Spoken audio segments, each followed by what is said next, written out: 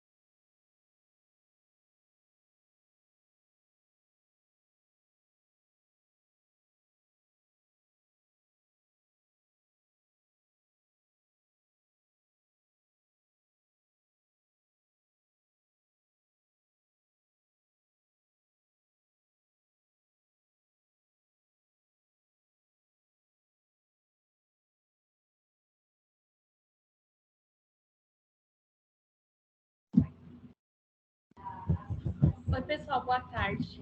Então, bem-vindos, né, à nossa oficina. Eu vou compartilhar aqui a nossa tela para a gente começar a conversar. É a primeira vez que eu uso o Teams, então fica um pouco atrapalhado, mas faz parte. Vamos lá, para a gente... Dá para ver a tela minha? Ah, legal. Então tá, então vamos começar a falar. Eu estou aqui sentada, mas eu estou controlando aqui. Então, bem-vindos, né, à nossa primeira oficina desse convênio da HTL Vida com a Unesco.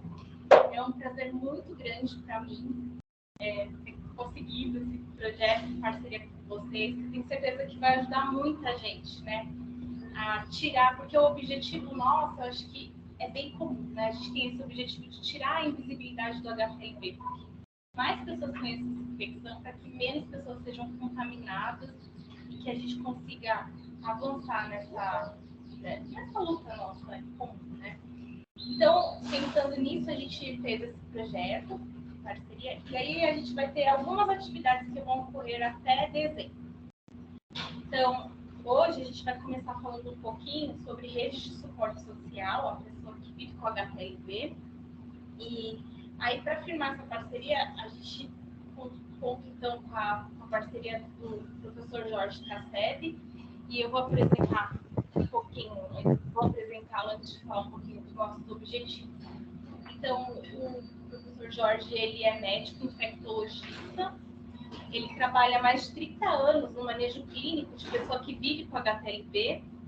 Ele é professor da Faculdade de Medicina da Universidade de São Paulo e acho que ele hoje tem uma corte lá de pessoas que vivem com HPLV de mais ou menos 1.000 pessoas em segmento em São Paulo, que é muito, porque São Paulo não é um estado tão endêmico quanto aqui na Bahia. Então, a gente convidou ele para fazer essa parceria por conta dessa experiência, né, que ele tem de muitos anos aí no cuidado da pessoa com HPLV. E aí, qual é o nosso objetivo, então, dessas nossas próximas conversas, né? Então, o objetivo geral desse projeto nosso é promover algumas discussões, reflexões, trocas de saberes sobre a infecção por HPLV, principalmente sobre o papel da sociedade civil no suporte das pessoas que têm com HPLV. A gente também vai discutir um pouquinho sobre, em outras ocasiões, né, sobre o aspecto preventivo e terapêutico dessa epidemia. E também é importante a gente conversar em algum momento sobre a co-infecção, porque hoje é uma realidade, né, no nosso meio, pessoas que têm outros vírus, que têm outras doenças infecciosas, que convivem com HPLV e desconhecem. Então, a ideia é que a gente firme parcerias com outras ONGs, né, com outras organizações civis, para que a gente discuta também a importância de conhecimento do HPLV, para que a gente veja nessa população que tem outros vírus. E aí, esse mês, o nosso cronograma, então, vai ser esse. Então, a primeira turma, a gente vai ter 2 turmas que vão acontecer durante esse ano, onde a gente vai ter 2 oficinas. Uma acontece hoje, né, que a gente vai falar um pouquinho sobre a rede de suporte social. E na quinta-feira a gente vai falar um pouquinho sobre a transmissão, como que a gente faz para prevenir a transmissão do HPLV. No dia 25/10, a gente vai ministrar um curso falando sobre a transmissão e prevenção, quais são as estratégias direcionadas. Então, a gente vai fornecer subsídio para que vocês consigam, quando vocês forem abordar as pessoas, vocês terem um embasamento teórico para vocês falarem de maneira correta sobre a transmissão e a prevenção da infecção por HPLV. E o lixeiro resolveu passar agora. Vamos lá. E o segundo curso, que vai acontecer no dia 27/10, a gente vai falar, então, sobre co-infecções, convivendo com HPLV e outras ISP. Então, a gente vai abordar um pouquinho como que é, né, esse universo de viver com diversas doenças virais infecciosas ao mesmo tempo e quais são os cuidados que a gente deve ter direcionados a essa população. Então, só para vocês entenderem, hoje, né, o roteiro das nossas atividades agora aqui da tarde vai ser, então, falar um pouquinho sobre quero ouvir um pouquinho sobre a expectativa dessa dinâmica, que A ideia é uma troca de conhecimento hoje. Então, a gente vai falar um pouquinho de algumas coisas que vocês já fazem e talvez desconheçam que fazem. Onde a gente deve chegar com tudo isso? Quais são as pessoas que estão envolvidas nesse processo? A gente vai falar um pouquinho do papel, né, da sociedade civil, o que é a rede de suporte enfim, a gente vai discutir esses aspectos. De vez em quando eu vou saindo aqui só para ver se tem alguém aqui esperando aqui na sala nossa, porque a gente só está com notebook hoje. Tinha 2 pessoas aqui. Então, voltando.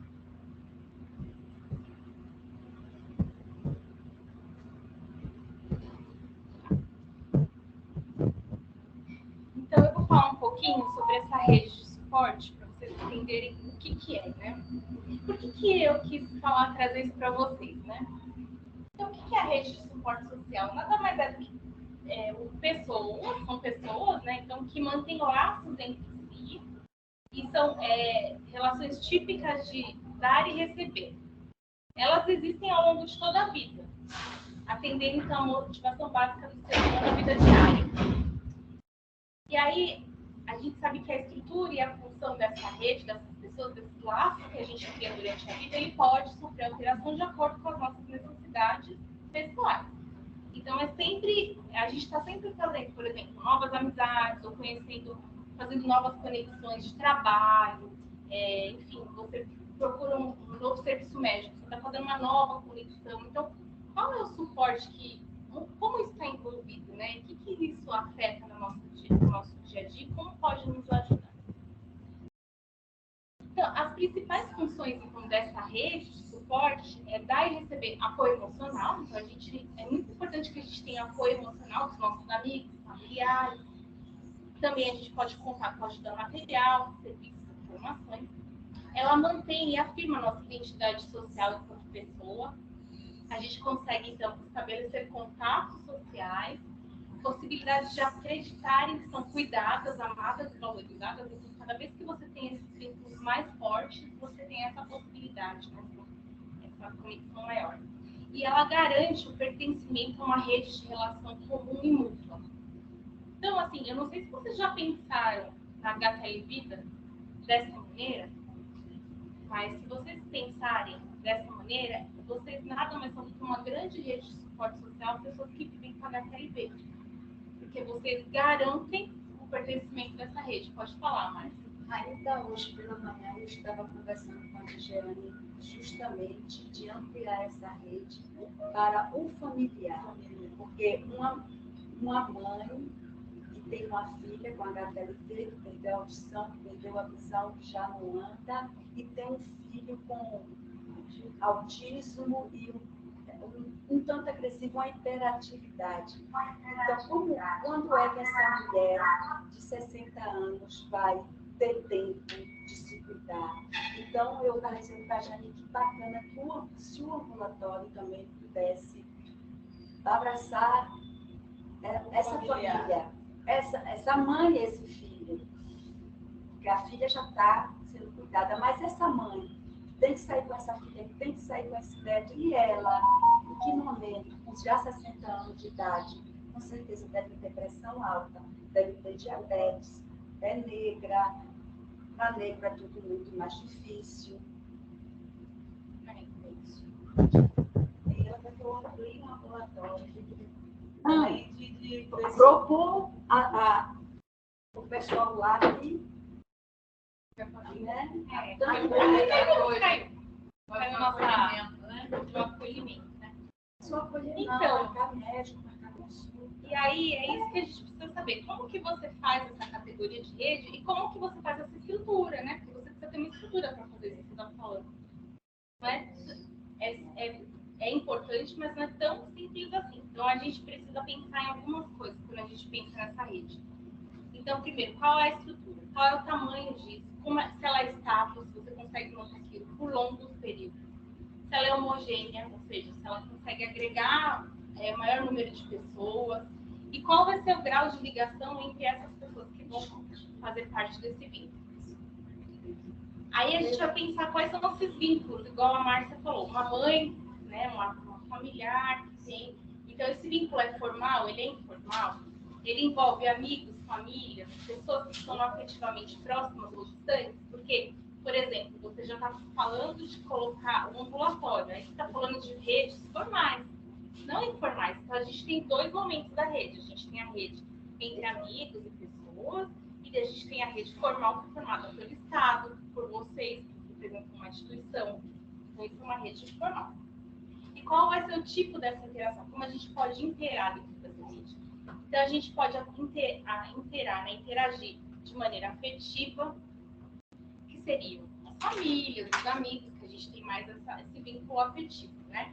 A gente tem um outro tipo de interação que pode ser informativa. Então, por exemplo, vocês têm um papel de informar a sociedade ou instrumentalizar. O que seria instrumentalizar? Fornecer, empoderar, vamos dizer assim, fornecer subsídio para que as pessoas, as famílias, pessoas que vivem com HIV, elas saibam como que elas devem acolher essas pessoas, conversar com elas, né? E fazer com que elas se sintam parte daquela sociedade. E aí a gente também tem o tipo da relação. Essa relação é de livre escolha, né? A gente escolhe ou não. Às vezes, por exemplo, você escolhe fazer parte da HTL Vida, você não está aqui por uma imposição, você está aqui por uma escolha. Ela pode ser compulsória. Então, onde a gente tem uma relação compulsória de rede de suporte social? Por exemplo, o serviço de saúde, ele é compulsório. Hospital, né? É compulsório. Ele está lá para te atender, né? Está lá daquela forma, ele é compulsório, ele acolhe todo mundo de maneira compulsória. Pode ser um ambiente agradável ou desagradável, então nem sempre aquilo é confortável para a gente, né? Dependendo do que a gente falar. E pode ser uma coisa que funcione muito bem ou não funcione. Então, a gente tem que sempre pensar em todas essas coisas para que a gente sempre se corrija e consiga ir adiante. Aqui a gente viu, a gente estava pesquisando, achou esse trabalho interessante, falando, né, vamos falar de vírus também, falar de rede de suporte, porque esse tipo de estrutura ele é muito ligado à pessoa, ou ao idoso, ou à pessoa com dificuldade de mobilidade reduzida, enfim. E aí a gente encontrou esse trabalho mostrando a importância da rede de suporte social no tratamento do HIV. Quanto maior for esse suporte, quanto maior for a sua rede, maior for o seu apoio, melhor a qualidade de vida do indivíduo que vive com HIV.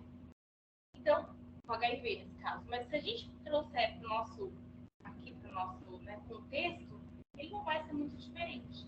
Então, quanto mais você tiver o apoio das pessoas que estão no seu entorno, dos seus amigos, do serviço médico, do seu trabalho, tudo isso é muito importante para que você tenha, então, a melhora da sua qualidade de vida. E aí, agora, a gente vai começar uma dinâmica com vocês. E aí, eu vou deixar aqui com o Jorge, porque agora a gente quer saber de vocês. E eu vou abrir para todo mundo que estiver assistindo a gente aqui online, para que possa falar. Vamos mapear nossa rede, vamos ver quem são as pessoas que estão no nosso entorno, como que a gente pode contar com elas. Ou então, vamos mapear essa rede no sentido de quanto a HTL Vida Associação, como que ela pode interagir melhor. Então, a gente vai fazer um exercício aqui, vai ser uma roda de conversa mesmo. Eu vou abrir para todo mundo falar um pouquinho e é isso. E aí o Jorge vai falar, vai conduzir essa conversa e contar um pouquinho das experiências. Acho que antes da gente começar a falar, ele vai contar um pouquinho das experiências. Esse vai ser o papel mais importante, assim, né? Para a gente saber, nesses anos todos, conta aí pra gente. Como fez. Boa tarde a todos, né? Como a Tatiana me apresentou, eu sou Jorge Cassebe, né? Sim, a gente foi os pioneiros do estudo da HTLV no Brasil. Desde 1990, já estudava o HTLV, mas também. E, então, eu passei algum tempo fora, no exterior, e o meu sonho sempre foi abrir um ambulatório para pessoas que vivem com HTLV. E ninguém sabia o que era naquela época. Então, quando eu voltei dos Estados Unidos, em 97, eu fui médico de lá, logista, e eles não tinham esse ambulatório. Então, a gente aproveitou essa oportunidade e em julho de 97, desculpa. E então a gente tem mais de 20 anos de experiência.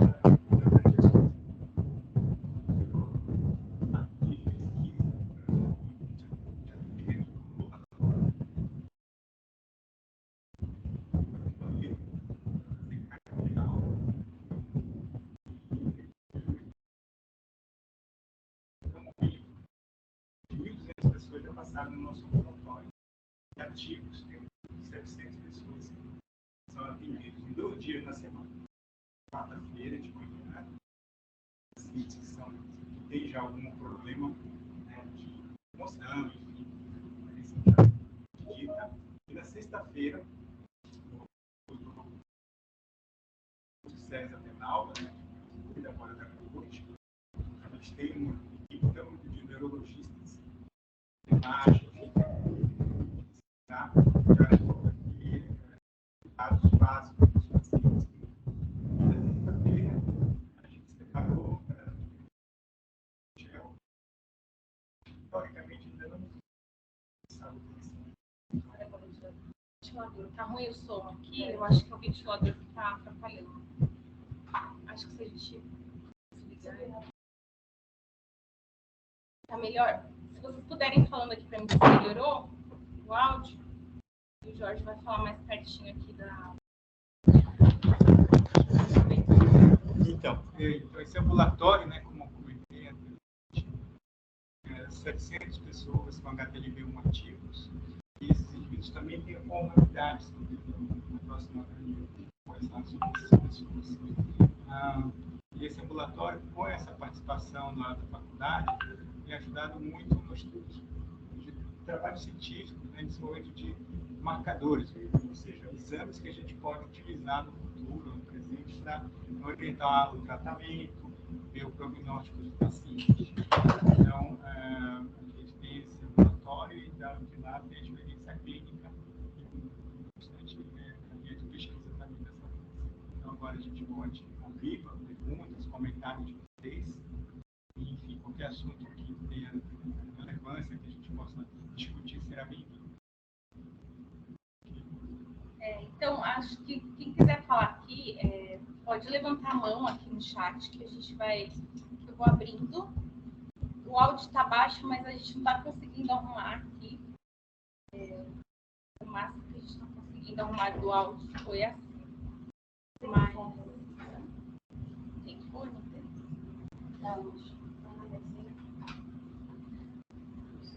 Então, a gente vai colocar um fone de ouvido para ver se melhora, mas a ideia, então, é que vocês interajam agora aqui com a gente. Quem quiser falar, pode ficar à vontade. E a gente vai começar uma discussão para falar um pouquinho dessa rede. Vamos lá. Eu vou começar com quem está aqui, mas quem quiser falar é só levantar a mão. Então, a gente vai pensar, vamos pensar então em mapear a nossa rede. Quando vocês pensam nas famílias, nas pessoas que vivem no nosso entorno, quem são as pessoas que mais te visitam, pelo menos uma vez por semana, uma vez por mês e uma vez por ano? O que a senhora pode me dizer? Meus filhos. Todo dia, toda semana, minha família, trabalho, cheguei, né? Trabalho de noite.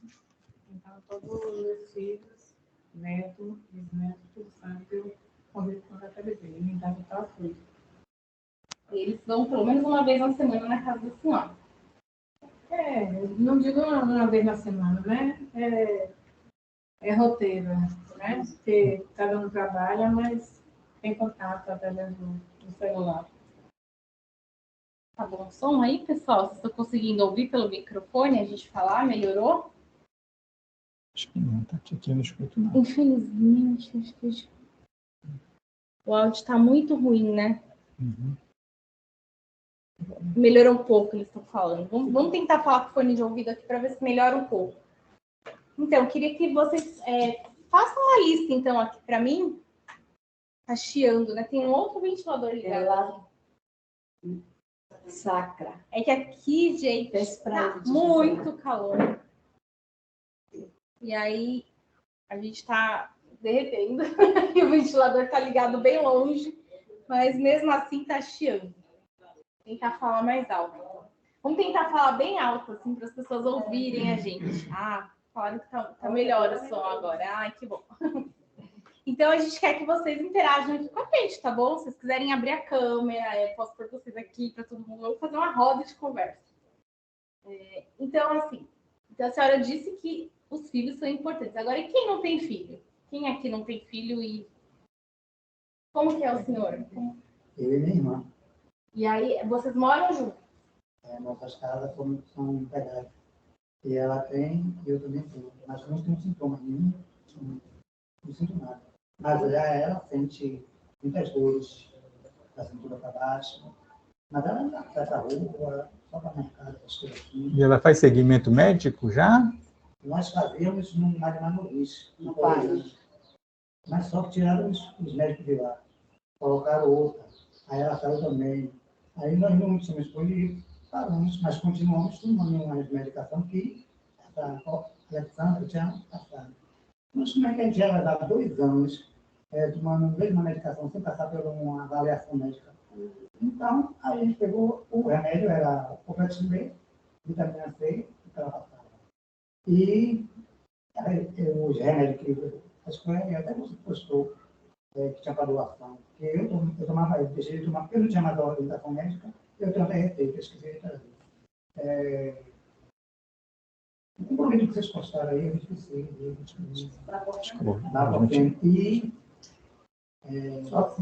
e minha irmã tomava ele. Mas aí eu também deixou de tomar.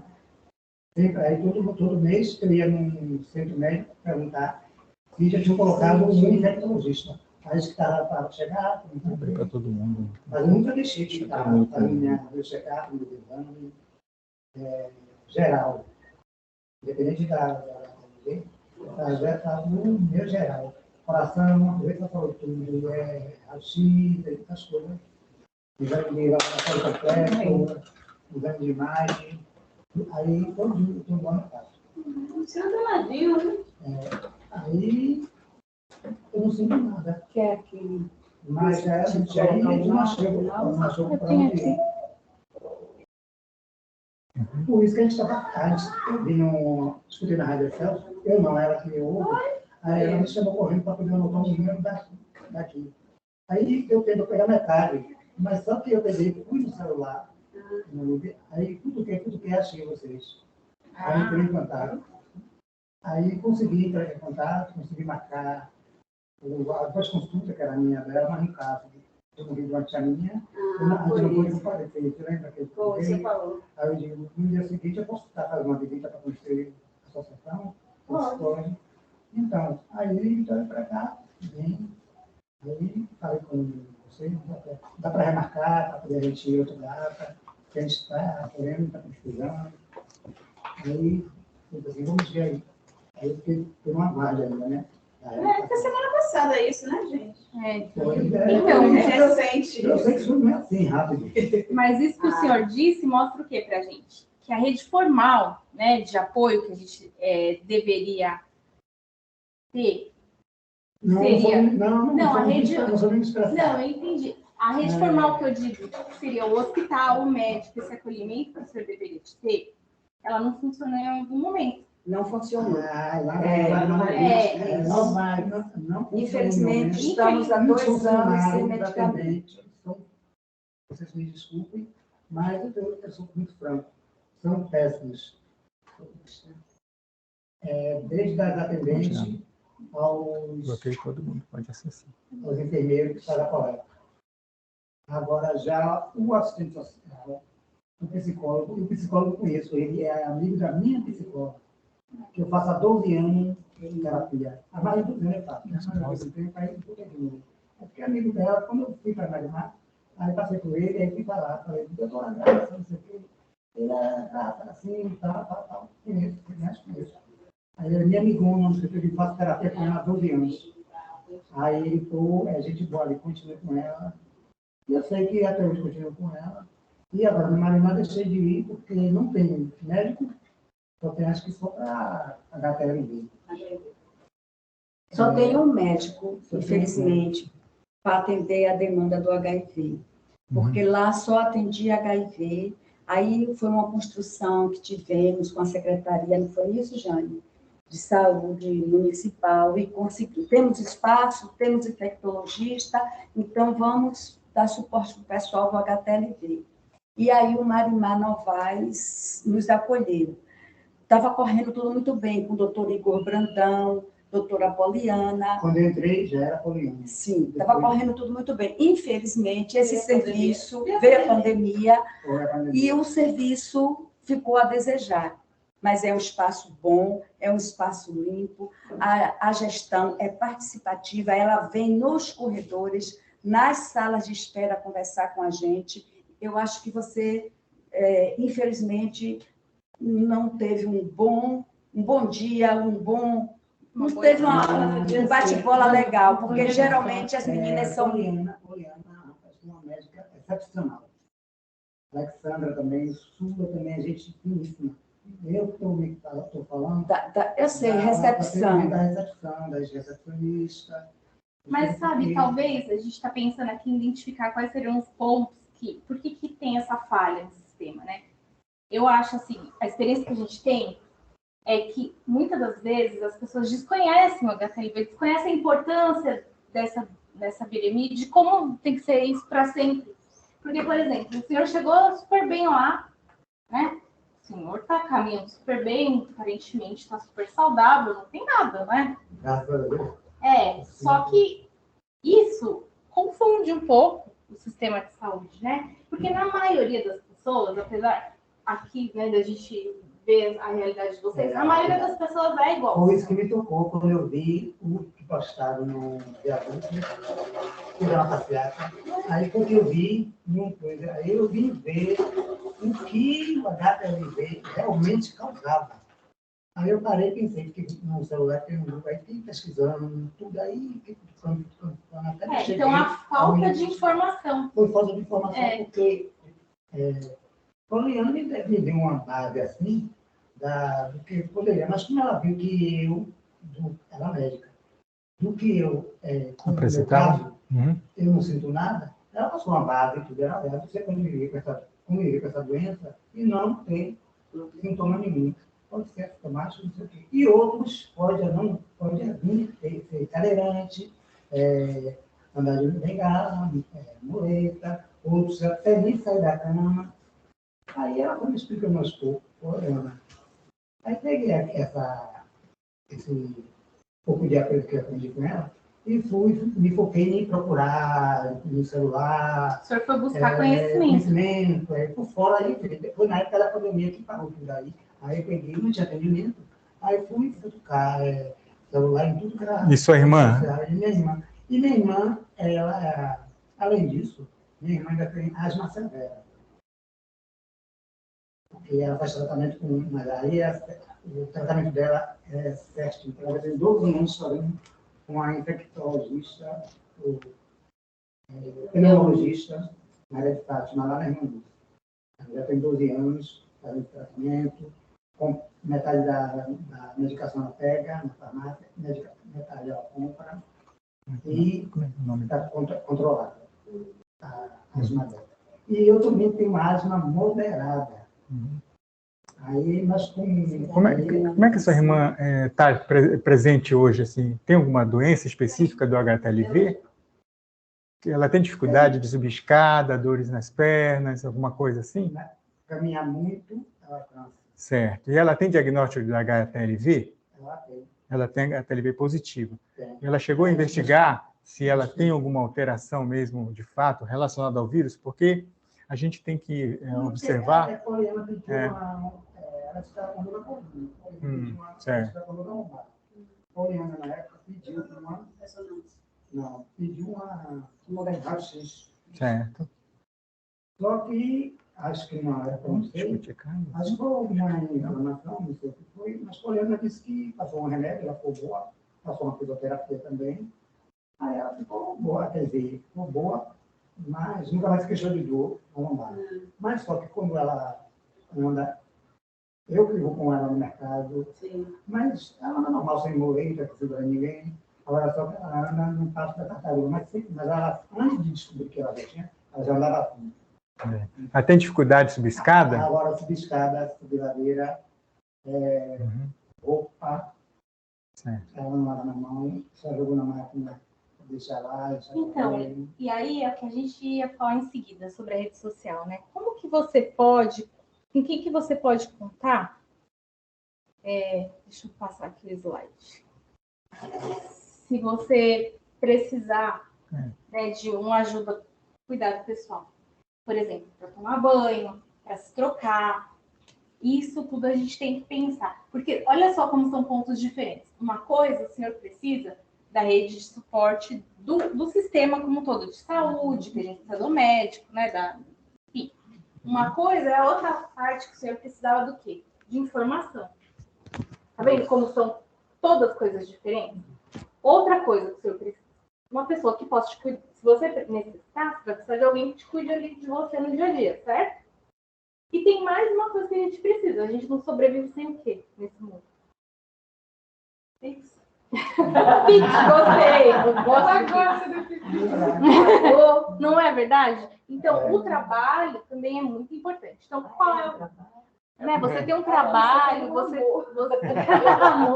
amor, a gente não tem só de amor, é maravilhoso o amor. A questão da sala da porcaria, esporte de um filho de banho, filho de vocês, foi isso que me tocou, essa questão aí. Quando eu vi elas postando no meio... A gente na rua? Sim, aí aquilo ali, porque assim, vou perguntar se eu posso, já que eu sou assintomático, não sinto nada, graças a Deus, porque eu tenho isso, eu devo ter há vários anos. Eu descobri que minha mãe está doente. E eu sou caçula, são 3 mulheres e eu sou caçula. Então tem minha irmã e eu que pego com a HTLV. Mas as outras duas não tem, as mais velhas não tem. Só os caçulas da minha irmã e eu sou o último. Aí, no caso, eu ajudo minha irmã, aí eu vi elas, aí eu vou pedir assim, aí eu digo assim, eu vou ligar, vou perguntar se eu posso, já que eu sou assintomática, eu tenho uma situação dela, minha irmã também está aqui, eu aproveito, vou buscar 2 coisas. Uma eu vou buscar e outra eu vou retribuir. Quer dizer, a busca seria o entendimento e da parte médica, alguma coisa assim, no caso, e ajudar trocar. Quer dizer, por exemplo, como disse a Márcia, precisando de mim, pode dizer que eu posso vir ajudar a fazer uma coisa, porque no dia que eu vim aqui mesmo, aí Márcia já disse assim, o senhor pode me ajudar a fazer uma coisa? Estamos aí. Aí carreguei o armário, a gente botou o armário, varreu, segura ali, é tudo importante, tá vendo? Ainda muito preparado, até um pouco de tempo, eu não quero nada muito pesado, sabe? Até hoje você não estava bicicleta. Eu não era quando eu era jovem, aí eu já saí da minha escola até hoje, assim, daí, mas mesmo assim, a gente pegou armário, pegou um aspirador, pegou um fogão. Legal. Vamos ver se alguém aqui que a gente está aqui online, né? Vamos ver se eu abri a câmera para todo mundo, eu habilitei aqui que estava desabilitado a câmera e o áudio de quem quiser falar. E se vocês puderem compartilhar alguma experiência com a gente que vocês tiveram, porque eu acho que agora é importante assim, né? Uma coisa que a gente nota que é muito comum, né, Jorge? Acho que você pode falar da busca da pessoa por essa informação e por esse diagnóstico, quando a gente busca essa rede de suporte. Acho que você podia falar um pouco sobre essa experiência, assim, e a gente abrir para o pessoal aqui falar um pouquinho, se já se debateu, né? Você já teve essa... Normalmente, as pessoas, quando chegam lá no nosso ambulatório, no Emílio Ribas, já passaram por diversos serviços médicos, por infectologistas, inclusive, neurologistas. Tivemos um caso, né, que veio do interior de São Paulo, ela tinha passado por 30 médicos, desde reumatologistas, neurologistas, assim por diante.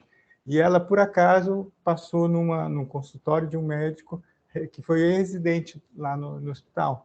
E esse médico, em 5 minutos, falou, olha, você tem essa doença, vou te encaminhar para o hospital, que aqui a gente não tem condição de fazer qualquer tratamento ou acompanhamento. Então, assim, ainda, né, mesmo no meio médico, ainda tem muito desconhecimento, né? Então, toda vez que a gente fala assim, o vírus negligenciado, uma pessoa que não tem um suporte social, entendeu? Vou tirar aqui só um pouquinho o seu microfone para ela falar. Você pode se apresentar para a gente, Lilian?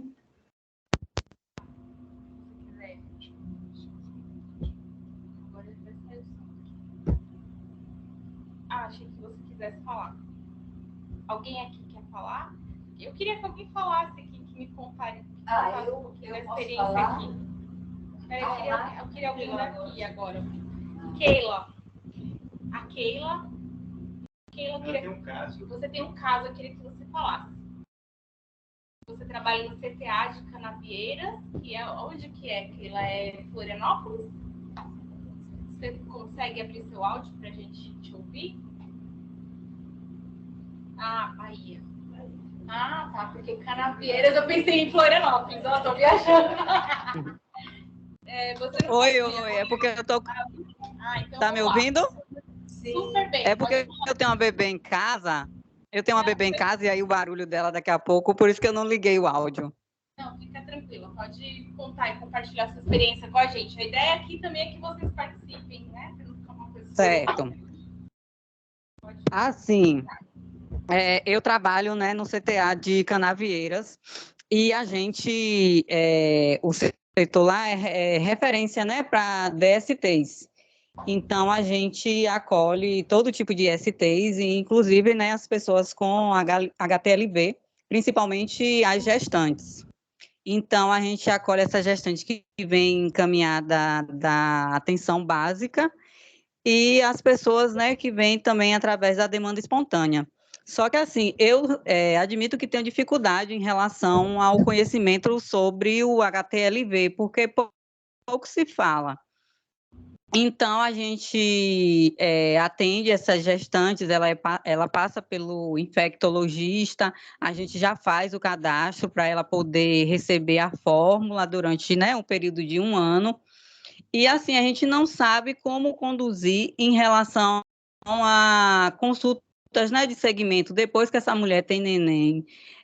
Como é que deve ser feita essa consulta, né, de segmento, para a gente poder estar acompanhando, se tem alguns exames, outros exames que tem que a gente está solicitando, se tem que estar, né, sempre passando pelo médico para poder estar avaliando, a questão do bebê, se também tem que fazer, né, as consultas de segmento, e aquelas pessoas, né, que também chegam, né, de porta aberta, que aí, ou então vem encaminhada já com diagnóstico, né, de HTLV e não tem sintomatologia nenhuma.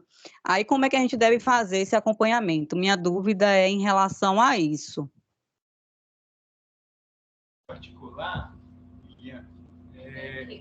Keila, desculpa.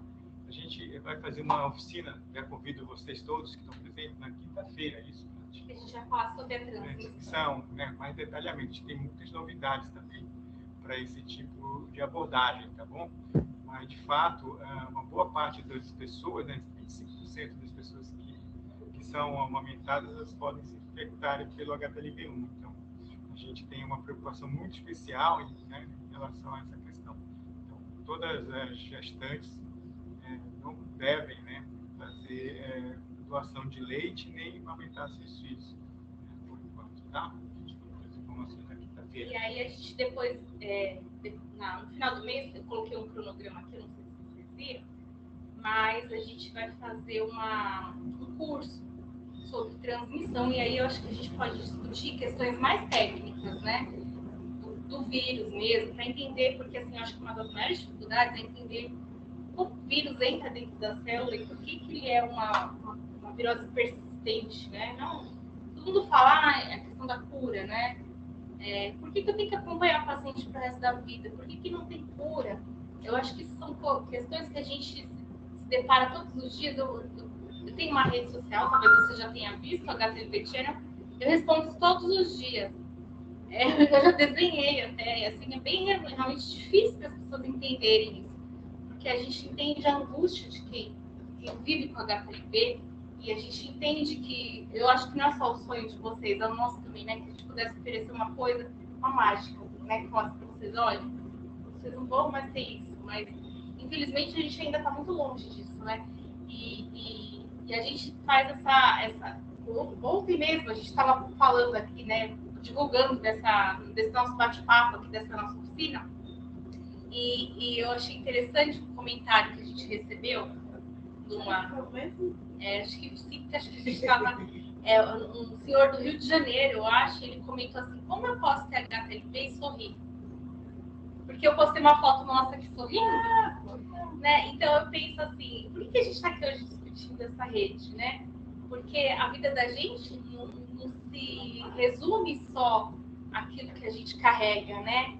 A vida da gente, eu acho que ela é maior que isso, é o que a gente deixa de legado, né? Para os próximos que vão vir. Talvez é uma missão de todos nós de maneira diferente, né? De estar aqui discutindo isso, conversando e se expondo a melhorar de alguma forma a vida, né? Por menor que seja. Mas são questões que eu acho que a gente tem que se discutir enquanto profissional de saúde e enquanto ser humano. Ontem também teve um outro comentário, mas cá na galeria, de uma senhora perguntando sobre a cura, né?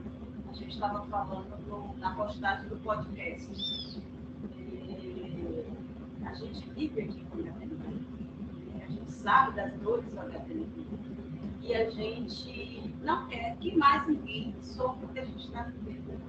Então, o que é que a gente pode fazer hoje dentro das nossas possibilidades? Né? Vai ficar esperando a cura? Porque a gente sabe, quando a gente está estudando um pouquinho de HTLV, a gente sabe que a cura do HIV, que tem um investimento muito maior, ainda não aconteceu, né? Ainda não está disponível para todo mundo. Então, assim, eu sei que a gente precisa, né, provocar mais para ter investimento para essa questão, né, de uma medicação, para o HTLV, sim, mas a gente pode fazer hoje algo muito importante, que é falar sobre HTLV. Quanto mais a Jeane fala de HTLV, Márcia fala de HTLV, Graça fala de HTLV, mais pessoas vão saber o que é esse vírus e vão ficar atentos para não chegar às consequências que a gente já tem. Então, assim, a gente tem várias vertentes, né, que a gente pode atuar. Né? A rede social está fazendo um papel excelente nessa questão de enfrentamento ao HTLV. É o que a gente pode fazer hoje, é fazer um podcast para o HTLV, é fazer uma live, é convidar vocês para vir aqui para Salvador, é movimentar a associação. Então, assim, o que dá para a gente fazer, a gente vai fazer. Porque é o que tem para fazer agora. Né? A gente pode investir em pesquisa, hoje a gente tem dinheiro para isso. Então, não dá para fazer hoje, mas o que dá para fazer, a gente está fazendo com muito amor, com muito carinho, com muito afinco. Né? Eu acho que o importante é que as próximas gerações, Tati, elas vão ter um percurso bem menor do que né? Eu acho que a gente está fazendo, né, quebrando essas barreiras, construindo essas pontes, e por mais que a gente ainda não tenha uma cura, mas com certeza a qualidade de vida, né, das pessoas que vão vir vai ser muito melhor. Verdade, o trabalho comunitário que vocês fazem dá um ajuste na vida de vocês, né? O propósito, isso é fundamental, né? De todas as pessoas. Ainda falando sobre a rede de apoio, a gente faz essas ações e geralmente nossos filhos, namorados das filhas, amigos, amigo da amiga, tá com a gente, não deixa de ser uma rede. Né? E eu frequento um lugar extremamente masculino e machista, que é uma barbearia, onde eu sou muito feliz, apesar de tudo. Mas toda vez que eu vou lá, eu falo de HTLV, leve informativo, coloco cartaz e falo de HTLV. E uma coisa que me dói muito é que ele fala assim, as pessoas que estão ouvindo, é a mesma coisa de HIV. E eu estou explicando, não é a mesma coisa de HIV. As formas de contágio são as mesmas. A forma de contaminação é a mesma, de infecção é a mesma, não sei das três que eu falo para você. Mas eles agem diferente no nosso organismo. Deixar isso claro para as pessoas também é um pouco difícil, É a mesma forma, através do sexo, através do aleitamento, com seringas compartilhadas, o sangue, que hoje já é testado, então as formas são as mesmas, mas aí o outro lá fica insistindo e a gente está explicando que, não, mas isso aí não é uma AIDS? Não, não é uma AIDS. Um paciente com AIDS não é a mesma coisa de um paciente com a HANT-SP. Um paciente com AIDS não é a mesma coisa de um paciente com bexiga neurogênica, que tem que fazer CAT de 4 horas, né? Não é a mesma coisa. Isso é difícil de explicar para o outro, que não é a mesma coisa. E aquela cabeça machista e que não tem o conhecimento que a gente está indo levar e fica batendo na mesma trave. É a mesma coisa. Você está dizendo que não é, mas é a mesma coisa de AIDS. O que fazer para virar essa chave, para levar essa informação mais clara, que HIV é uma coisa, HTLV é outra, e mesmo HIV, eu tenho HIV. Não, ter HIV não quer dizer que eu estou com AIDS. Eu estou com HIV. Aí eu explico, eu estou com HIV, mas não estou em situação de AIDS. Eu só estou com AIDS quando eu estou doente, quando eu estou com a tuberculose, quando eu estou com a pneumonia e tantas outras doenças que o HIV provoca, que é diferente do que o HTLV provoca na gente. Como é que a gente vai levando essa desconstrução? Isso, para mim, aí pega um pouco. Talvez a informação.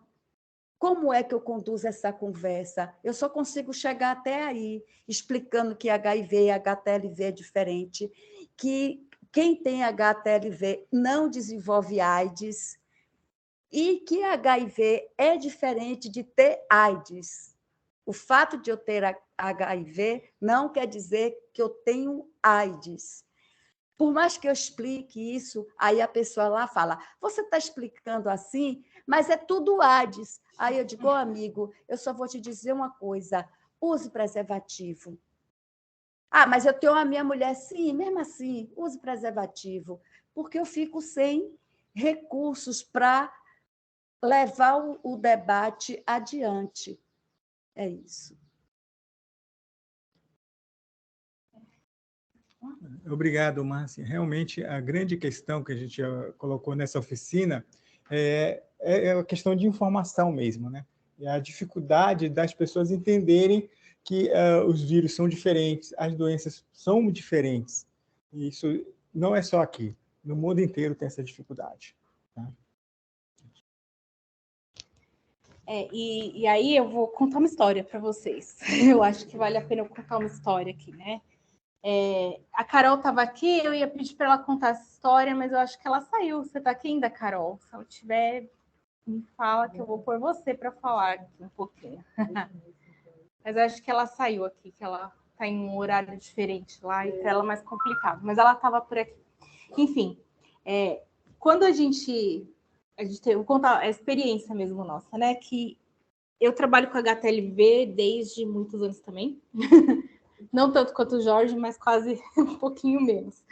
E aí, eu acho que quando eu fui trabalhar com HTLV, ninguém gostava de trabalhar com HTLV, né? Porque quando você é estudante, você vai fazer pós-graduação, né? Assim, a gente desconhece tudo isso, e aí você vai por aquilo que vai patrocinar a sua pesquisa, né? Você fala, isso aqui vai te dar uma, enfim, você vai ter de onde tirar o subsídio para pesquisar, enfim. Então, todo mundo gosta de trabalhar com HIV por conta disso. Então, vamos contar a realidade. E aí, a gente começou a pensar nisso e trabalhar com isso. E aí, o Jorge me fez uma proposta da seguinte maneira, quando eu entrei no ambulatório dele. Ele falou assim para mim, se você quiser fazer pós-graduação, você vai passar um tempo comigo no ambulatório. E eu sou biomédica, eu trabalho né? O que eu faço é laboratório, sempre trabalhei em laboratório e a gente só vê a amostra, a gente não vê o paciente, né? A gente desconhece isso. Então, profissional de saúde, cada um tem uma atuação diferente. No meu caso, era esse. E eu fui para um ambulatório e eu fiquei nesse ambulatório durante 10 anos. Quando eu cheguei lá, primeiro dia, né? Nossa, acho que foi esse maior choque de realidade da minha vida, porque eu falei, nossa, eu não posso virar as costas para isso, né? Não posso ver essas pessoas dessa forma. Eu não conhecia, nunca tinha visto, como acho que a maioria das pessoas nunca viu uma pessoa com HTLV. E aquilo tocou meu coração, assim, como uma missão de vida. E foi passando o tempo, eu fiz mestrado, fiz o doutorado, e o HTLV, né, ninguém dá bola, ninguém conhece ninguém com HTLV, enfim.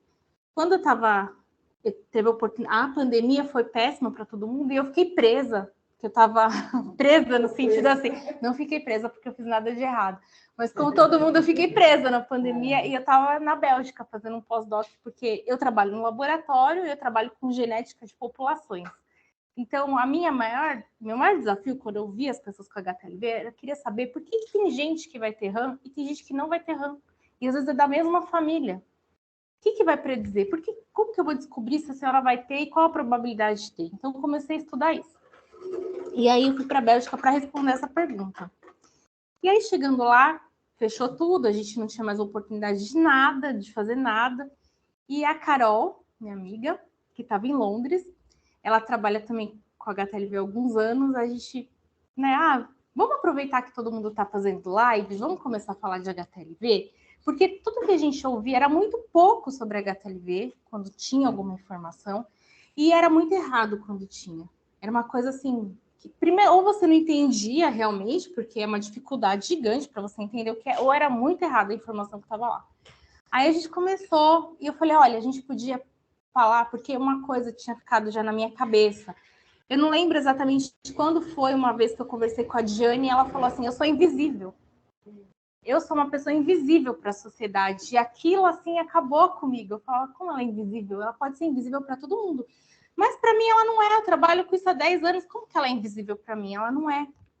E aí eu falei, Carol, a gente vai fazer alguma coisa para mostrar que a gente, para os pesquisadores, para as pessoas que trabalham com HTLV, todo mundo que vive com HTLV é muito visível. Mas nós somos muito poucos no mundo, eu diria. Não é nem aqui no Brasil, é no mundo. Se a gente contar no mundo quantas pessoas pesquisam HTLV, é um grupo tão pequeno, a gente conhece praticamente todo mundo. A gente se conhece quando a gente vai em congresso, em evento assim, todo mundo se conhece, todo mundo é amigo. E a gente tem uma rede de colaboração muito bacana, né, de pessoas que trabalham, que trocam informações. Então, aí a gente começou a falar, convidar essas pessoas, né, de maneira assim, totalmente, assim, sem pretensão nenhuma formalidade, porque eu não sou uma pessoa formal, e aí a Carol é mais formal, eu sou mais assim, como vocês estão vendo, né? Mais cara de pau, e aí a gente começou a fazer essas lives aí. E aí a gente começou a chamar as pessoas que trabalhavam com HTLV para mostrar, para tentar, para as pessoas que vivem com HTLV também começar a entender um pouquinho do que elas tinham, porque vocês tinham que se empoderar de alguma maneira, né? Vocês tinham que ter informação correta daquilo que vocês tinham, e aí a gente, sem querer, criou uma rede de suporte bem diferente. Aí foi muito estranho, foi inesperado, porque na pandemia só se falava do quê? O que a gente só ouvia falar? Covid. Ninguém tinha ouvido falar de mais nada além de Covid, ninguém falava mais nada. E por incrível que pareça, a gente chamou a atenção da OMS no meio de uma pandemia que atinge o mundo inteiro. Então foi uma coisa assim totalmente despretensiosa, totalmente voluntária e enfim, doida. E aí foi muito legal, porque a gente está nisso há 2 anos e pouco, quase 3 anos vai fazer, né? Nesses 3 anos, quase, a gente conseguiu chamar a atenção da OMS, fazer parcerias com o Ministério da Saúde do Brasil, fazer parceria com a Organização Pan-Americana e agora com a Unesco. Então, isso que a gente está fazendo aqui hoje é patrocinado pela Unesco.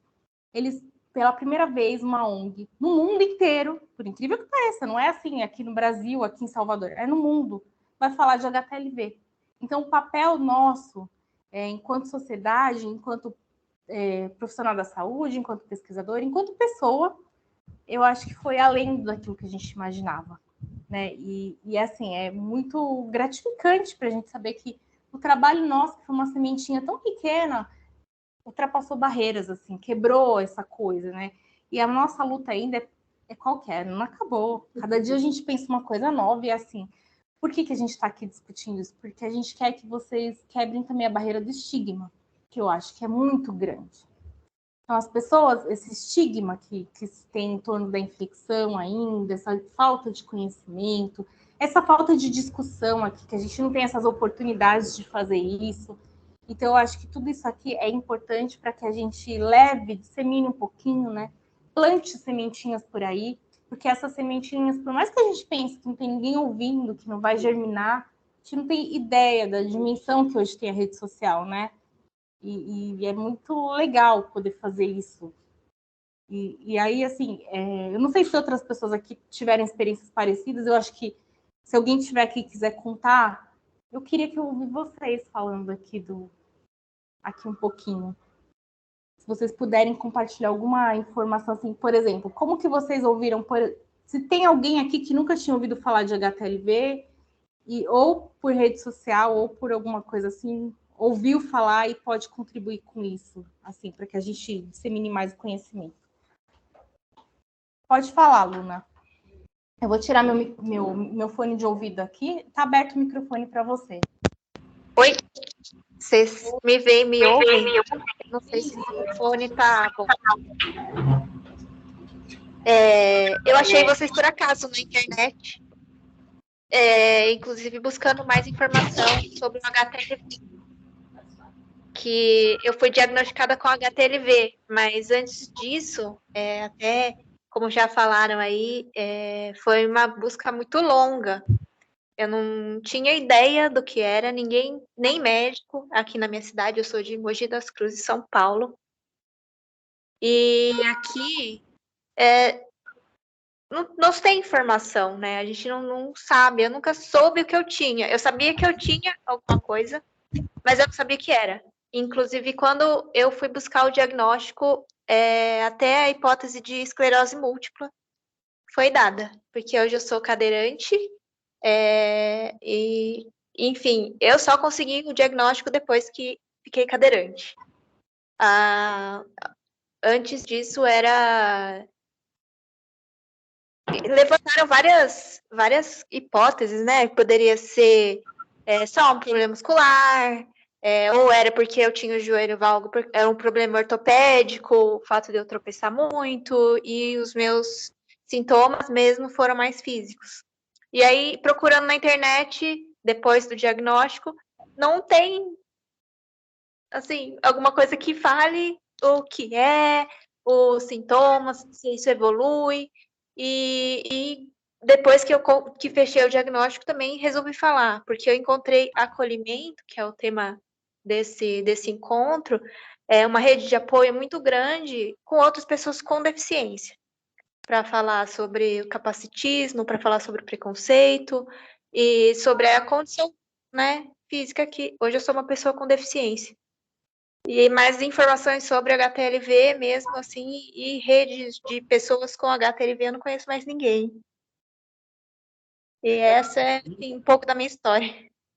E aí, o atendimento também, para fazer o acompanhamento, também é muito difícil pelo SUS, né? Eu estou aguardando, porque a fila está grande aí. O médico que me diagnosticou é neurologista. Ele bateu o olho, ele levantou essas duas hipóteses, né? Da esclerose múltipla e do HTLV. E aí que foi feita a investigação mesmo, para ser o acompanhamento de 6 meses, só que eu estou já esperando aí, já faz aí quase 1 ano e meio para um retorno. São Paulo. Você tem algum parente com esse problema de saúde? Você saiba? Então, o que eu, assim, eu suponho, né, porque eu suponho que eu tenha pego da minha mãe, porque minha mãe já é falecida, né, então a gente não tem como fazer esses exames. E como a gente começa assim, depois que a gente descobre, depois que a gente vai pesquisar sobre, a gente começa a voltar no tempo procurando os sintomas, assim, que começam a aparecer, né? Então, esse meu caminhar, essa dificuldade de caminhar, ela já vem bem antes, assim, de eu começar a namorar, começar a ter a atividade sexual mesmo, né? E aí eu suponho que tenha sido da minha mãe, porque minha mãe, quando ela jovem, assim, ela teve que fazer uma cirurgia do coração, onde fez transfusão de sangue e pegou hepatite C.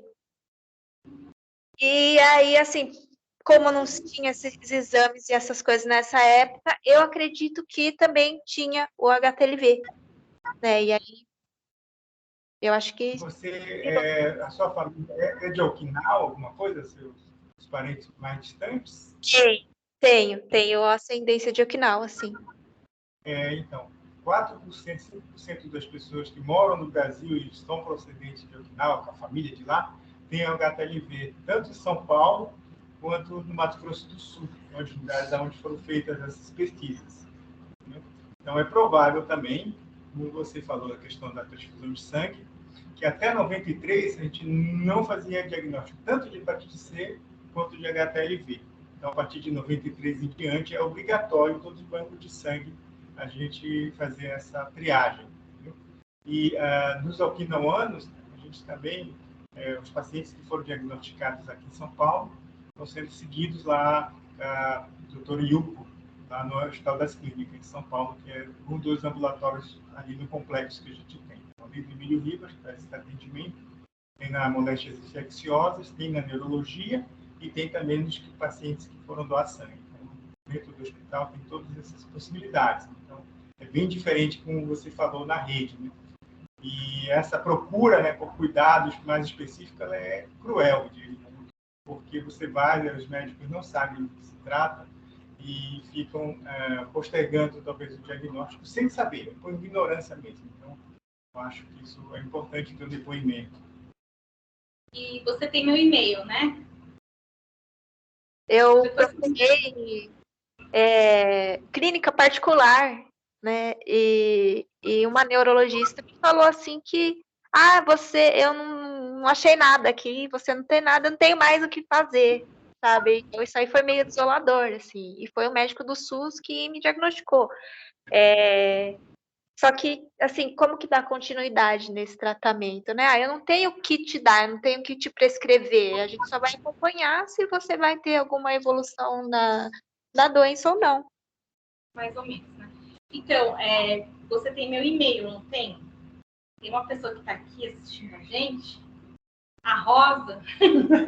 A Rosa está aqui. Então, eu vou passar, depois você me manda um e-mail, que aí eu vou arrumar uma rede de suporte social para você, formal lá em São Paulo, no Emílio Ribas. Então, eu vou dar essa missão aí para a Rosa. Eu sei que Mogi é um pouquinho longe, né?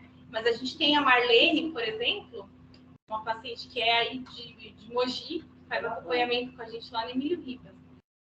E ela era para estar aqui, né? A Marlene. Eu botei no E aí eu vou pedir para a Rosa, então, depois você passa um e-mail, manda um oi para mim lá no e-mail, que aí eu vou passar seu e-mail para a Rosa e vocês conversam para ela tentar ver um caminho para você, tá bom? Para você, pelo menos, ter essa oportunidade de, né, de ter pelo menos uma oportunidade de tratamento. Mas obrigada pela sua palavra, pelo seu depoimento. Pode falar para ela que mesmo na cadeira é necessário que faça a fisioterapia, que é importantíssimo que faça a fisioterapia para não atrofiar mais e mais e mais. Dica da Márcia, hein? Não é minha nada, doutora. É o que ela passa para a gente. A importância de fazer a fisioterapia, até para preservar os outros músculos, os membros superiores. A importância de fazer a fisioterapia. Não é que não tenha nada para fazer, não. Tem muita coisa para tratar, para cuidar. Não é... É que é essa a diferença, né? Que a gente estava falando. Não existe um tratamento curativo, ou seja, eu não posso tirar o vírus de dentro da célula e falar assim, você não tem mais HTLV. Mas a gente faz tratamentos para doenças associadas. Então, a gente trata a mielopatia, assim, né? Ameniza alguns sintomas, fisioterapia, enfim, anti-inflamatório. E as outras doenças, por exemplo, leucemia, né? Tem um tratamento para leucemia. A uveíte, para a gente não perder os olhos. Né? A Raíssa está aqui, olha, pode falar um pouquinho da questão da bexiga neurogênica, enfim. A gente faz bastante coisa assim. Mas aí precisa realmente ter um serviço de apoio. E esse acompanhamento é extremamente importante, né? Não perder esse segmento. Mesmo pessoa sintomática, é uma coisa que eu acho que também perguntam para a gente, né? Mesmo você não tendo sintoma neurológico, é importante o acompanhamento? Extremamente, porque você pode detectar sinais pequenos que você consegue tratar ali antes de evoluir, né? Então, esse cuidado, ele é sempre importante, sabe? Obrigada, viu, Luna? Seja bem-vinda aqui. Você é bem-vinda. A Rosa está aqui? Quer falar, Rosa, do ambulatório? Não tenho muito jeito de falar, não, mas pode dar meu contato e quem quiser me mandar alguma mensagem ou no Facebook ou no Instagram, tem toda a liberdade, tá? Tá bom. Não, você tem um papel fundamental no nosso ambulatório, porque a Rosa, ela é a pessoa que faz esse acolhimento lá no Emílio Ribas. Ela é responsável pelo nosso acolhimento lá em São Paulo. Então, ela é a nossa peça-chave, uma pessoa super querida nossa, que está sempre ali pronta para ajudar a gente, né? Pode me escrever, Luna, lá pelo Facebook, é Rosa Maria Marcusso, pode me adicionar lá, ou no Instagram, que a gente já faz esse agendamento rapidinho para você, tá? Que bom. Falei, a Rosa resolve. Tem mais Boa alguém? tarde. Quem quer falar? Meu nome é Tayane. Boa tarde, tudo bem? Oi, Tayane. Eu sou convidada de Márcia. Não estive aí por motivos de ansiedade. Está tendo essas greves aí dos rodoviários aqui em Salvador, então por motivo de saúde mental eu fiquei em casa. Mas gostaria de agradecer muitíssimo a vocês pela ação, né, pela acolhida. Eu soube do HTLV através do meu diagnóstico de HIV. Não tenho vírus, né? Mas eu ouvi muito falar sobre e é muito importante, né? A gente procurar saber o que é, porque não tem tratamento, não tem cura, né? Eu já estou assim ansiosa pelo tratamento que a gente está tendo do HIV, né? Da orientação do governo, né? De tirar nossas verbas. Então eu nem imagino como é, né, ter o HTLV e não ter o tratamento nem cura para isso. Então, essa ação que vocês estão fazendo hoje, eu agradeço demais. Como profissional de saúde, né, eu sou enfermeira e como usuária também do HIV, e muitas pessoas, né, que eu conheço que têm e que lutam isso diariamente. Então, hoje eu estou aqui para aprender com vocês, para dizer que eu estou disponível, fazer o que for possível para poder divulgar o que é, como fazer, como ajudar. Hoje, infelizmente, eu tive que estar em casa, mas dia 13 quero estar aí pessoalmente com vocês, olhar vocês nos olhos e agradecer de verdade. Que legal, Tayane. Obrigada. Tayane, você tem um papel muito importante aqui, eu vou te dar uma missão. Já que, né?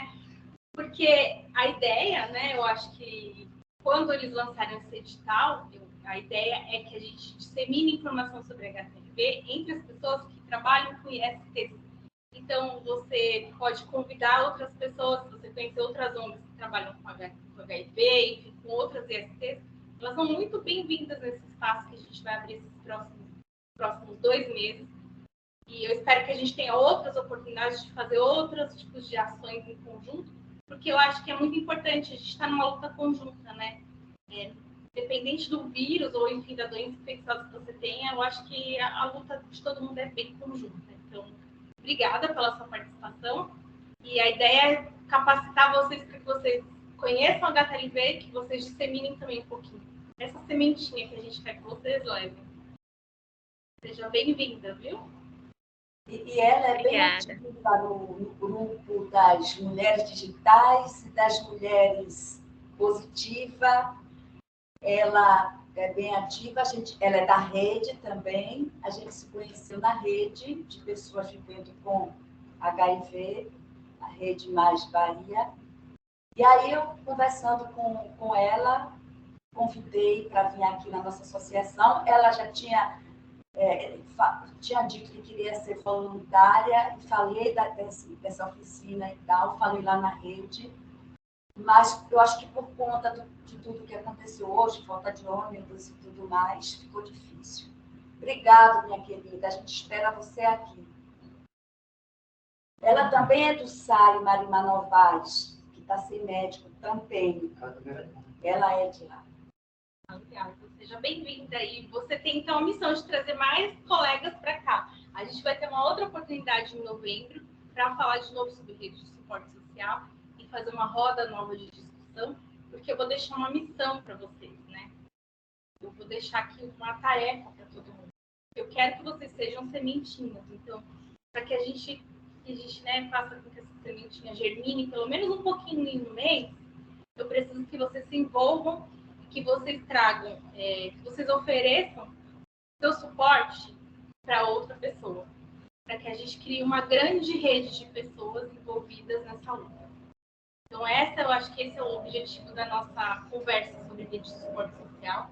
E eu acho que eu vou deixar essa missão. E aí, próximo mês, além de nós que estamos aqui, eu quero que você traga pelo menos um amigo aqui. Não presencialmente, porque eu também não vou estar aqui, não posso vir toda semana. Amei Salvador, mas não posso voltar aqui toda semana. Mas a gente vai fazer isso para que aconteça, para que a gente dissemine essa informação. Vamos jogar rede. Vamos trazer peixe no mar. A gente, no nosso caso, vamos trazer sereias. Mas se tiver um Netuno, a gente aceita. Já gostei. Tubarão também. Cuidado, o tubarão vai me pegar. Tem mais alguém aqui que gostaria de compartilhar alguma experiência com a gente? Antes da gente encerrar esse primeiro dia da nossa oficina. Eu posso falar um pouquinho mais? Claro, Márcia. Aqui nós Vocês estão ouvindo bem a gente? Aqui nós temos aqui nós somos uma rede. Eu vou pôr o microfone aqui. Somos uma família. Mas nós costumamos ir na casa dos outros, nós costumamos procurá-los, fazer a tal da busca ativa. A gente não deixa ninguém ficar só. A gente não deixa ninguém ficar, os que estão associados a gente. Está lá em Alto de Cotos, que é na suburbana, bem longe, quem está aqui presente sabe, mas essa pessoa que mora lá no Alto de Cotos, no Rio Sena... Está sem áudio aqui, sem querer. Pronto, vou por aí. Agora acho que vai melhorar. Vê se agora... obrigada. E se essa pessoa que mora lá em Alto de Cotos, em Rio Sena, como já tivemos pacientes assim, se precisa de uma cama, a gente faz todo o movimento e arruma essa cama e leva essa cama. Se precisa de cesta básica, a gente faz todo o movimento, mesmo que a gente precise cada um trazer um pouco do alimento, se a gente tiver zerado, como já aconteceu, mas não deixa essa pessoa sem.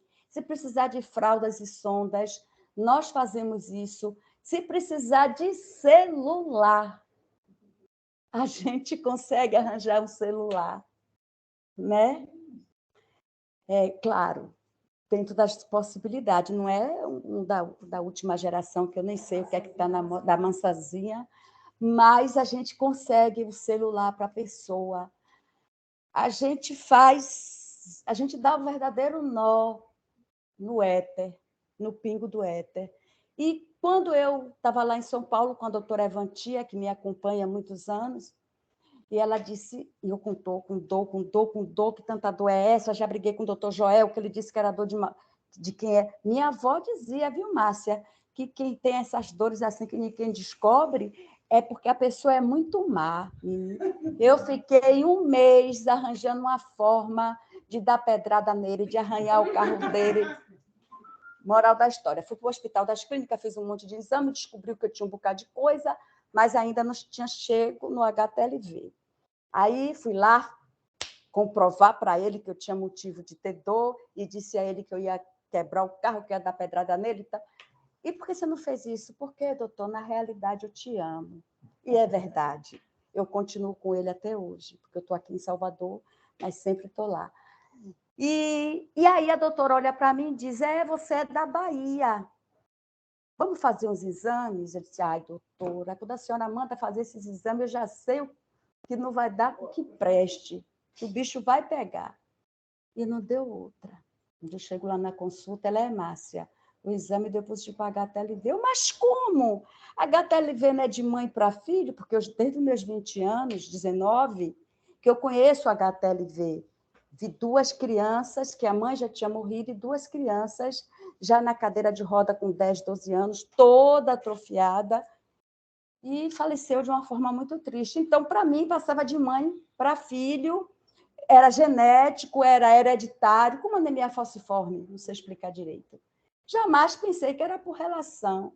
E aí o meu balaio veio com tudo, com todos os Hs. E quando ela me disse isso, eu falei, doutora, eu não quero ouvir falar desse negócio na minha vida. E já tinha um amigo que já tinha amarrado um monte de cordão no telhado de corda para ir se segurando para andar, que ele já não conseguia mais ficar em pé. 2 metros de altura, um homem fortão, e não conseguia mais ficar em pé. E eu tive uma treta, um relacionamento com ele, um dia assim, os 2 sozinhos, pá, vamos, e ficamos. Eu acho que foi aí que aconteceu. E aí, voltei para Salvador, estou aposentada, vou me embora para Salvador, vou viver no Pelourinho, vou viver na praia, porque esse negócio vai acabar comigo, então vou viver os melhores dias da minha vida. Aí encontro esse amigo numa situação muito delicada. Aí eu fui ser a rede desse meu amigo, porque ele tem 2 filhas, ele conheceu minha prima na minha casa, casaram-se e teve 2 filhos. Os filhos não têm. E aí eu fui ser a rede do meu amigo, porque ele se casou com minha prima, se separou e tudo, mas nós continuamos amigos. E aí os filhos estavam bastante afastados e ele morreu de uma forma muito dolorosa. Todo dia eu brigava naquele hospital. Vamos acabar com isso, vamos matá-lo. O povo estava com medo que eu botasse o travesseiro. Então, quando eu chegava para visitar, o povo já estava lá atrás de mim, porque foi muito doloroso. Até que um dia eu ouvi uma voz que me acalmou. Eu digo que foi Deus. Márcia, vai viver, não vai acontecer nada com você agora. Debaixo do pé do cajá, porque eu e o pé do cajá têm uma relação muito boa.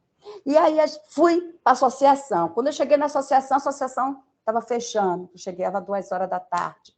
Ele se preparando para ir para a fisioterapia. E aí, no outro dia, eu já fui chegando mais cedo, no outro dia, já fui chegando mais cedo, me mudei para a rua da associação. Aí veio a pandemia, precisamos fechar, a associação veio para esse local, só é descer aqui a ladeira do Pepino, eu estou na minha casa. Às vezes esquecem a chave, eu digo, hoje eu não vou na associação. Márcia, eu estou aqui, esquecemos a chave. Espera, estou subindo. Dentro de 5 minutos eu estou aqui com a chave. Eu digo, hoje eu não vou para a barbearia, que lá eu dou altas gargalhadas, tem violão, tem tudo. Não é só machismo, não, tem coisa boa também. E aí eu vou para a barbearia. Meus amigos da barbearia se reta, porque essa associação tirou você da gente. Vou mandar fechar essa associação. Zé, o doido. Então, é assim, eu fiquei sendo a rede do meu amigo, fiquei com o meu amigo, todos os dias eu ia visitá-lo, até o dia que ele partiu. E aí eu nunca mais pude sair da associação, exceto esse ano da pandemia. Precisei viajar algumas vezes para resolver problemas particulares de uma tia doente, tal, e tal, e tal, mas sempre com a associação. E para onde eu vou, eu falo da associação. E eu sei da importância que é isso aqui, de como as pessoas chegam aqui, que só choram, de cabeça baixa, sem sorrir, e a gente consegue fazer essa pessoa sorrir, e a gente consegue fazer essa pessoa brincar, e a gente consegue fazer dessa pessoa, o rapaz do Rio de Janeiro, diga a ele que a gente não ri, não, a gente dá gargalhadas. Eu gosto das gargalhadas. E é muito bom, passe Painho. Painho é o pai da associação, viu, gente? Então, é assim. Aqui a gente tem essa rede de apoio maravilhosa, que é eles são a minha rede, é com quem eu posso contar, e eu sou rede para eles também. Eu sou um ponto dessa rede de pescador, que vamos pescando as pessoas que estão soltas por aí. A gente tem a musiquinha que a nossa jangada vai sair para o mar, e quando ela sai, ela sempre vem com um peixinho novo, né? Às vezes, ela vai fazer uma palestra, uma entrevista no rádio, imediatamente alguém aparece lá dos Cofundó da Bahia, que essa Bahia é grande. Por que não divide essa Bahia no meio? Lá do extremo sul, lá de Curumuxatiba, você tem noção como é chegar em Curumuxatiba, gente? Se só para chegar em Teixeira de Freitas é 12 horas de relógio, em Itabuna, em Vitória da Conquista, das pessoas que vêm para aqui e não têm onde ficar. Onde é que dorme, Márcia? Vai dormir na associação. Eu posso ir embora e deixar essa pessoa na associação sozinha? Eu não consigo, eu já não durmo. E eu não vou conseguir dormir na minha casa sabendo que tem uma pessoa cadeirante aqui na associação. Né? E ela amanhã vai ter que ir para o Sara, e de tarde vai ter que ir para a Baiana, e no outro dia vai ter que fazer exame. E aí nós temos os nossos anjos, como André, que 4 horas da manhã está com o seu táxi parado para pegar e levar e trazer. Tem a senhora da ilha, que trouxe ontem caninha descascada e cortadinha para a gente chupar. Essa maldita diabetes não me permite. Mas chupei um gominho assim, que eu também sou filha de Deus. Não é isso que vai fazer minha diabetes subir. Então, é assim, nós somos... Eu não posso... A Digeane dorme aqui, às vezes, porque é preciso, por conta das agendas. Como é que eu saio daqui 10 horas e digo, Jane, qualquer coisa você liga para mim. Aí ela diz, primeiro eu vou ligar para a SAMU. Eu digo, tá, ligue para a SAMU e depois você liga para mim, que eu chego primeiro que a SAMU. Só é subir a ladeira do Pepino. Então, é assim, gente. Mas eu tenho certeza que eu chego primeiro que o SAMU. Então, nós somos essa rede. Nós temos uma rede construída. Então, essa música veio a calhar, que nossa jangada, quando sai para o mar, peixe bom a gente vai trazer. Né? E a Jesus Cristo nós vamos agradecer. Agradecer porque a gente está aqui, graças a Deus, já com quem hoje? Doutora Tati, doutor Jorge, que assim eu já conhecia lá de São Paulo, de outras falas, de outros encontros. Né? Eu falei ontem para a doutora Clarinha, a senhora não sabe quem vai estar aqui na oficina, a doutora Maria Clara, da STA, lá do CRT de São Paulo. Agora a senhora também precisa vir aqui conhecer nossa associação. E como diz o doutor Carlos Brites, nosso parceiro, é uma epidemia silenciosa. Não gosto que diga que é endemia, que é uma doença negligenciada. É uma epidemia silenciosa. Se alguém disser que eu estou mentindo, vá conversar com o doutor Carlos Brites, porque ele enfatiza bem essa frase no congresso que ele faz todos os anos. E o HTLV, a Associação HTL Vida, está sempre presente.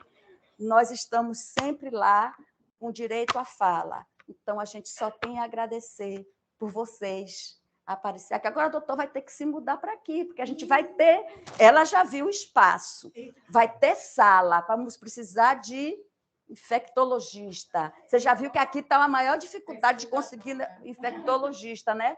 Nós já estamos aí, ó, amarrando os nós da nossa rede. Obrigado, gente. Se deixar, eu falo até amanhã de manhã. Obrigada a você. Ela, já que veio de Goiânia, eu parei o papo. De vez em quando, por exemplo, agora, eu estou mandando um pouco. Então, eu vou só encerrar aqui, aí a gente conversa sobre isso, tá? Porque tem um pessoal aqui, peraí que a gente já vai ficar aqui mais um tempinho. Então, queria só agradecer vocês todos. Eu não sei se mais alguém queria falar aqui. Não sei se é melhor eu falar aqui com o áudio. Então, eu queria agradecer vocês a oportunidade que a gente está tendo de fazer essa troca de experiência com vocês, de aprender mais com vocês, porque vocês mais nos ensinam do que a gente a vocês. Vocês podem ter certeza disso, né? E dizer que a gente está aqui para construir essa rede, para fazer parte dessa rede de maneiras, né, que a gente puder contribuir.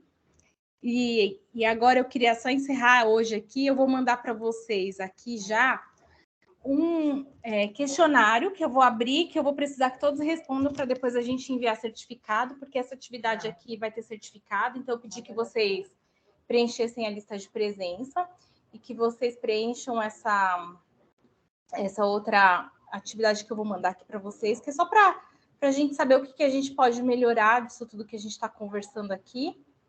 É uma coisa bem simples, eu só preciso saber aonde que eu mudo aqui. Peraí, que eu já vou mandar para vocês aqui no chat.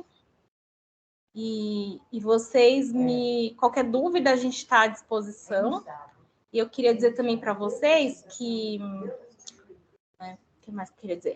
Qualquer coisa que vocês quiserem, a gente tem um e-mail, né? Vocês estão com o meu e-mail, vocês podem falar comigo. Na quinta-feira, a gente vai estar aqui de novo, nesse mesmo horário, para falar um pouco sobre transmissão. Então, se vocês tiverem interesse, a gente participem, né? Porque a gente vai dar um pouco mais de informação de transmissão, tá bom? Então, muito obrigada por vocês ficarem esse tempo aqui com a gente. E aí, depois, a Ana vai mandar para vocês os certificados dessa atividade. Obrigada e boa tarde para todos. Tchau, pessoal. Vou encerrar o chat aqui.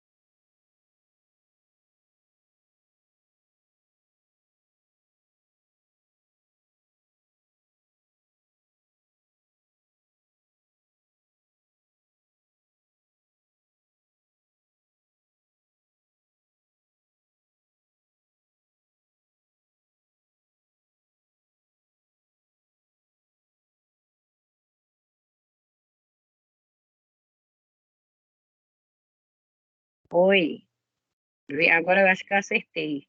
Eu entrei no aplicativo de novo para poder sair do mudo.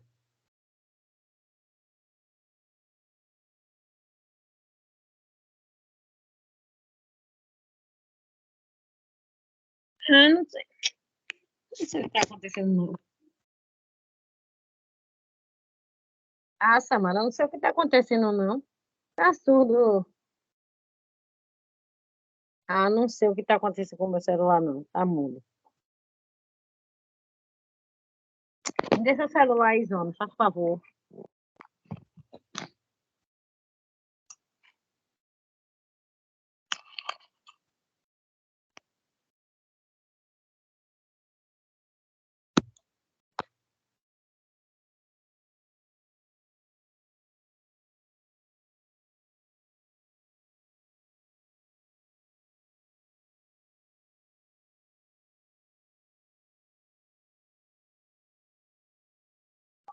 Samara, eu não sei o que aconteceu, não.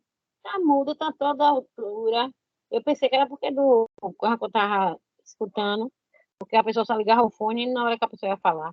E eu não falei, só fiquei escutando, eu nem tinha mexido. Agora fui no negócio, já mudei o som e não melhorou.